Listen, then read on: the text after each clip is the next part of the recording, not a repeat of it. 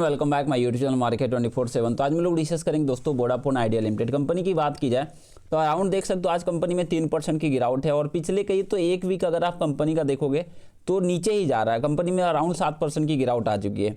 And इसके पीछे सिर्फ एक ही रीजन की बात करें ना तो एक मेन रीजन क्या है तो इंडियन मार्केट का दोस्तों तबाही वाला ये जो सीन देखने को मिल रहा है ना, एंड कैप में 2% का गिरावट हो जाना एंड बैंकिंग सेक्टर में भी लगातार तबाही मची हुई है। सेंसेक्स की बात करें 1%, निफ्टी 50 1%, इससे पहले और ज़्यादा गिरावट हुई है। तो इस तरह के जब इंडियन मार्केट में गिरावट होंगे तो कंपनी नहीं बचने वाली। अधिकतर 80 to 90% स्टॉक्स में अभी करेक्शन देखने को मिल जाएंगे। और कुछ बड़ी खबर भी देखने को मिल जाती है, नेगेटिव खबर भी आती है। बाकी अगर आप देखिए तो अब यहाँ से जो भी खबर है डिटेल में डिस्कस करेंगे। आगे बढ़ने से पहले प्लीज़ चैनल को सब्सक्राइब, वीडियो को लाइक करना ना भूलेगा। देन कंपनी का पिछला 1 मंथ 17% का गिरावट हो चुका है एंड पिछले 6 मंथ की बात करें 32% के काफ़ी बेहतरीन रिटर्न है। और पिछला 1 ईयर की बात करें तो लगभग 4% के रिटर्न रह गए। मतलब कि और कंपनी पिछले 5 साल पहले 22% के माइनस में रिटर्न दी है। आज के टाइम पे कंपनी में काफ़ी बड़ा सेलिंग प्रेशर भी रहा एंड ट्रेड इन्फॉर्मेशन मात्र दोस्तों 52 करोड़ नंबर यहाँ पे ट्रेड हुए हैं और कह सकते हैं कि काफ़ी कम आंकड़े देखने को मिल रहे हैं। एंड 1,07,000 करोड़ मार्केट कैप हो चुका है। डिलीवरी की बात कर ले तो समथिंग 18-19%, तो काफ़ी कम लो। इससे मालूम चल रहा है कि कहीं बड़े सब इन्वेस्टर निकल रहे हैं। एंड VI ने दोस्तों चुनिंदा पारिवारिक पोस्ट पेड टैरिफ में बढ़ोतरी कर दी है। तो इसका मतलब जो अपडेट निकल के आ रहा है, पोस्ट पेड ने अपने पारिवारिक जो प्लान है दोस्तों उसको इंक्रीजमेंट देखने को मिल रहा है।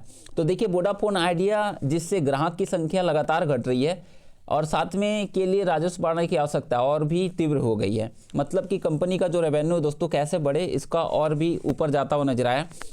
और VI ने दोस्तों कुछ फैमिली पोस्ट प्लानों पर टैरिफ में लगभग 7 to 8% की वृद्धि की है, जो कि इस साल के अंत में अपेक्षित सेक्टर में व्यापी वृद्धि से पहले किसी दूर संचार ऑपरेटर द्वारा की गई पहली स्पष्ट मूल्य में वृद्धि में से एक है। मतलब कि अभी तक या तो जियो हो एयरटेल से किसी ने नहीं किया था, ये कंपनी करती हुई नजर आई है। और यहाँ पर आप देखोगे तो मॉर्गन स्टैनली की एक रिपोर्ट आई है जिसके अनुसार दिसंबर में लागू इन बढ़ोतरी के कारण ये प्लान भारतीय एयरटेल के समान प्लानों की तुलना में प्रति जीबी के आधार पर लिंक अधिक महंगे हो गए हैं। तो यहाँ से महंगा होना एक तरह से कंपनी चाहती है कि हमारा रेवेन्यू बढ़े। एंड यह जब ऑपरेटर ने टैरिफ में बड़ी वृद्धि को टाल दिया है और इसके बजाय विशेष सेगमेंट में कीमत में समायोजित करने का विकल्प चुना। और विशेषज्ञों का कहना है कि यह बदलाव व्यापक प्रतिस्पर्धा को बढ़ा दिए बिना प्रतियोगिता औसत राजस्व जो कि कंपनी का ARPU है दोस्तों, एवरेज रेवेन्यू पर यूजर वृद्धि को सुरक्षित रखने में प्रयास दर्शाते हैं। मतलब कि कंपनी का ARPU कैसे बढ़ेगा, आगे चलकर ARPU बढ़ेगा तो कंपनी के लिए एक बेहतर होगी और कंपनी का रेवेन्यू भी बढ़ेगा। तो वोडाफोन आइडिया जिससे संख्या तो घट ही रही है और अब यहाँ से फैमिली पैक जो कुछ प्लान बढ़े हुए तो यहाँ से कुछ रेवेन्यू बढ़ता हुआ नजर आएगा, जिसके लिए दोस्तों राजस्व बढ़ने की आवश्यकता और भी तीव्र होती हुई नजर आई है। और निकट भविष्य में कीमत में कोई बढ़ोतरी ना होने की स्थिति से दूरसंचार कंपनियों में ARP की वृद्धि सुनिश्चित करने के लिए ऐसे कदम उठाने होंगे। तो ऐसा कदम जो उठाएगा ARP की वृद्धि के लिए, जो कि कंपनी के लिए एक बेहतर खबर है। और ऐसे देखिए तो पिछले कई महीने में ग्राहक लगातार वोडाफोन आइडिया के घटते हुए नजर आए हैं, जो कि एक तरह से अच्छी खबर तो नहीं है।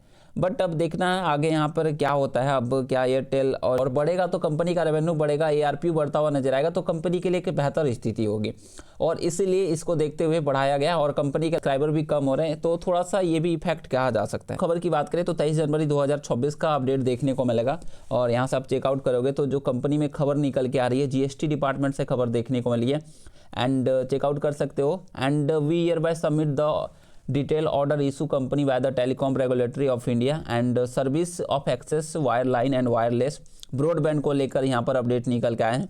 और इसमें अगर आप देखो तो लगभग यहाँ पे पेनल्टी लगाया गया है, 6 लाख रुपए का पेनल्टी मारा गया है and telecom regulatory of India, मतलब कि सरकार के द्वारा ही बड़ी अपडेट देखने को मिली है टेलीकॉम सेक्टर से 23 जनवरी को। एंड कंपनी ने वायलेशन किए हैं एंड सर्विस पैरामीटर्स जो है दोस्तों डिफरेंट सर्विस एरिया में मंथ ऑफ अप्रैल 2025 को लेकर यहाँ पे दिया गया है कि जो कंपनी सर्विस है वो सही से प्रोवाइड नहीं कर रही है एंड उसमें कुछ गड़बड़ी के कारण जो है यहाँ पे स्टैंडर्ड जो क्वालिटी है यहाँ पे सर्विस का, यही कारण से यहाँ पे दिया गया है। तो देखते हैं, ये तो सिर्फ एक तरह से न्यूज़ है और ये सब छोटी मोटी न्यूज़ निकल के आ रही। बाकी अगली खबर कल अपडेट निकल गया था कि कंपनी 28 जनवरी को इंस्टीट्यूशनल इन्वेस्टर के साथ मीटिंग करने जा रही है। Is organisation a management meeting करेगी and with the analyst institutional investor. तो ये एक अच्छी खबर निकल के आ रही है और इसमें देखिए तो आने वाले टाइम में काफ़ी बेहतर अपडेट निकल के आ सकते हैं। कई मुद्दों पर बात किया जाएगा और कंपनी की जो भी परेशानी है उसको लेकर भी डिस्कस किया जाएगा। और समथिंग 27 तारीख को, हाँ 27 जनवरी को कंपनी का रिजल्ट निकल के आता है। रिजल्ट ओवरऑल नेगेटिव ही आ रहा है। और इन्वेस्टर की डेटा की बात की जाए तो कंपनी का शेयर होल्डिंग पैटर्न आता हुआ नजर आया, जिसमें अगर आप देखो तो प्रमोटर के पास सेमी होल्डिंग देखने को मिल रहा है, एफआईज के पास भी सेम होल्डिंग है, लेकिन डीआईज की हिस्सेदारी जमकर उठती हुई नजर आई है। गवर्नमेंट के पास भी सेम होल्डिंग है और पब्लिक के पास होल्डिंग कम होता हुआ नजर आया। तो देखिए डीआईज की खरीदारी करना काफ़ी ज़्यादा एक तरह से पॉजिटिव खबर, 1% समथिंग खरीदारी देखने को मिल रहा है, ये काफ़ी बेहतर खबर निकल गया। बट देखिए मार्केट ही सिचुएशन सही नहीं है, इंडियन मार्केट ही नेगेटिव चल रहा है, तो कहीं ना कहीं स्टॉक्स तो गिरावट होंगे ही। तो जब तक यहाँ से अब मार्केट सही होता हुआ नजर नहीं आएगा तो काफ़ी ज़्यादा मुश्किल है। अभी आइक्रा का रिपोर्ट भी आया था, रेटिंग भी मिली थी, काफ़ी अच्छी रेटिंग निकल के आई थी। अभी हालांकि कहिए तो कंपनी का 980 के आसपास जो है कंपनी का एक अच्छा खासा सपोर्ट है। अगर मंडे को यहाँ से नीचे जाती है कंपनी, अगर मार्केट नेगेटिव हुआ तो फिर जाएगी ही, इसके बाद कंपनी आपको 9 रुपये के आसपास जाती हुई नजर आएगी, तो 9 के आसपास जाती हुई नजर आएगी। तो ध्यान रखिएगा। और जब तक कंपनी यहाँ से 10.5 को लेवल ब्रेक ना करती है तब तक मुश्किल है भाई, इसके ऊपर जाते ही कंपनी का एक अच्छा खासा लेवल होगा। बाकी आगे जो भी खबर आता है आप तक जरूर पहुंचेगा। चलिए मिलता है नेक्स्ट वीडियो में। Thanks for watching. जय हिंद जय भारत।